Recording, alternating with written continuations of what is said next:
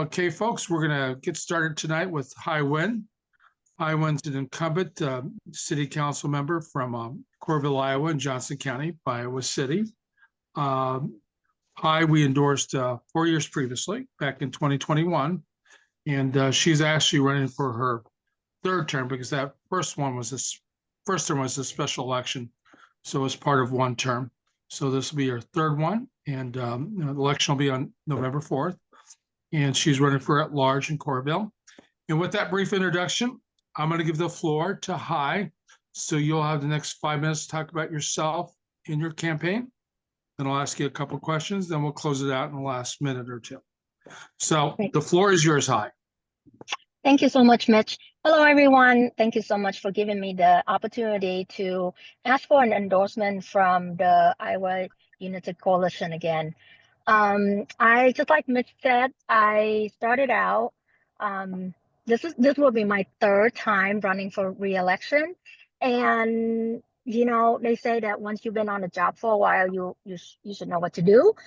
But I feel like I am just as new and have a lot to learn, just like when I first started in 2020.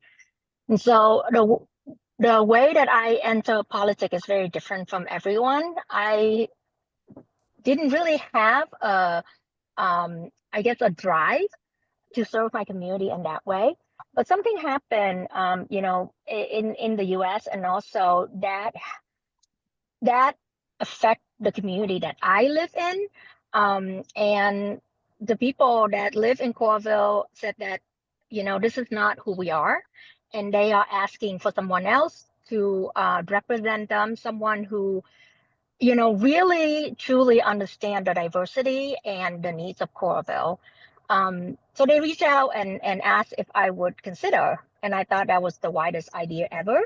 But, you know, it took a lot of convincing, and I thought, well, if I run for this and if I win, I am finishing out someone's term. And so I can walk away after that, just sort of like get a glimpse. And so I did. I have 8 weeks to campaign. I reached out to Mitch, and Mitch was very helpful. The coalition was very helpful in guiding me as far as running a campaign and, you know, answering questions and things like that. I'm gonna say that the learning curve is very steep. However, having served for almost 5 years, I have learned a lot. I've learned that there are processes and procedures that we all have to follow when it comes to local government. There are a lot of behind the scene things happen that oftentimes our constituents do not get to see. And so it takes a lot of the behind the scene work. And one thing that I am proud of is that I feel like I am just a normal person putting on a different hat when I serve, when I play the role of city council. So people in my community I have known for a long time. And I have been out in the community. So in some way, it's easier for my community member to come and talk to me about issue that they are concerned about, or asking question, or, you know, just raise some concern regarding the community that we share. With those, I oftentimes, if I have the answer, I'm more than happy to answer. But if I don't, I usually tell the people that, you know, I don't have the answer to that. But I am going to talk to staff and make sure that, you know, I get the right information, and then I get back to you. I'm much better in person. So oftentimes I try to carve out some time, you know, and ask the constituents to see if they have time and we can chat in person.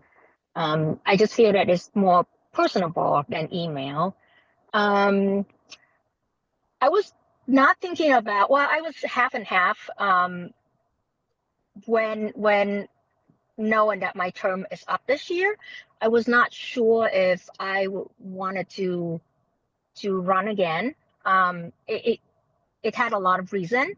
But then after the election, I thought a lot about what change might bring and what kind of challenges all community are going to face And so I thought more so now than ever that I need to stay in the fight. Just, to continue to advocate for the people in my community and continue to do what I have done, what I have been doing even before serving as a city councilor. I have always served my community, but having a seat at the table allowed me to serve my community in a larger and different capacity. So I would I would say that, there are still a lot of things for me to learn, but I'm asking my community and I'm asking the coalition to um, to give me a chance to serve another 4 years, and hopefully I can affect a positive change in my community. Thank you. Well, thank you. Hi. So our first question is from question 2 of the questionnaire that you filled out, which asks how your community is addressing affordable housing availability, how changes in federal funding may impact your affordable housing in your community, and what other resources are available to fund these local projects. In your answer, you mentioned that Coralville's multifaceted approach of applying for grants and collaborating with developers and builders, as well as how changes may occur in federal funding, which may negatively impact the end goal there. Please tell us, 1, how many affordable housing programs in your city is currently working on? 2, how many are planned over the next 3 years? And 3, what significant roadblocks in funding you may need funding do you see going forward that may negatively impact the 3-year plan? And you have 3 minutes to answer that. So Thank do your you, best. Mitch. Yes, I think affordable housing issue is not unique to Coralville. It is really the entire country. However, in Coralville, it's a bit unique because we are located very close to a university community, so our housing need is a bit different compared to a lot of community around.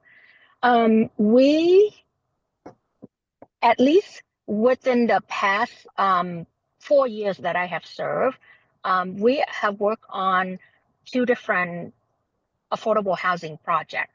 One is for senior, and one is for family that might not be able to afford a single housing, but they need more than just 1 bedrooms.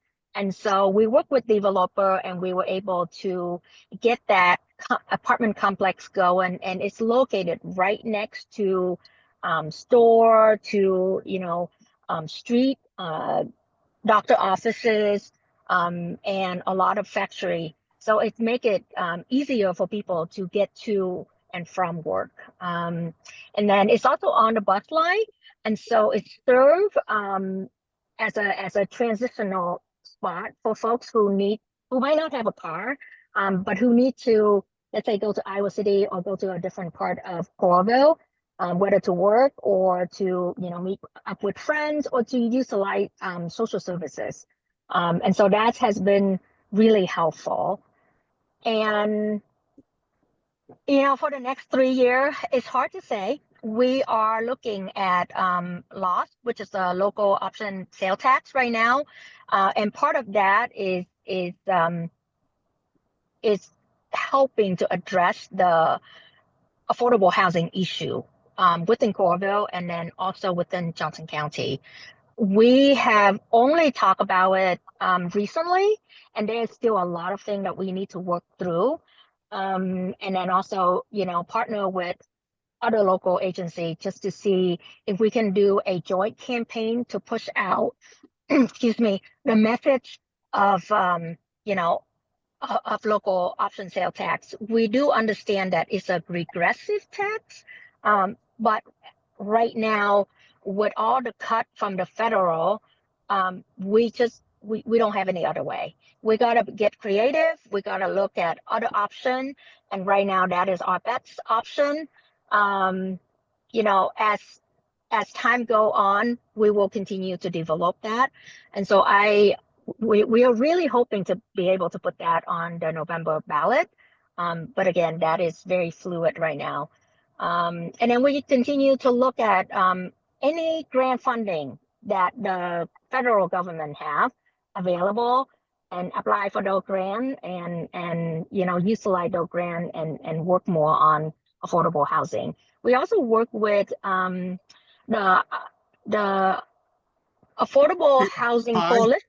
Yes, I'm gonna stop you there because I gotta ask the second question. We're short on time. yes, So, perfect. so I'll go to the second question, and in this reference to question 3 of the questionnaire, we ask you how the city can address homelessness without punishing the homeless, and what services or programs you would support both short and long term. So I'll leave it at that. Thank you. So we got Um, 2 minutes for that one. Well, homelessness is very relatable to the housing issue, right? Because we don't have enough affordable housing. That's why we have the homeless population, and a fraction of that population really that is the lifestyle that they choose. Um, but that doesn't mean that we should not do anything to help solve that issue. And so one of the way that Coralville work to address that is that we make sure that if we see any member from the homeless community, we make sure to let them know that there are resources that they can utilize.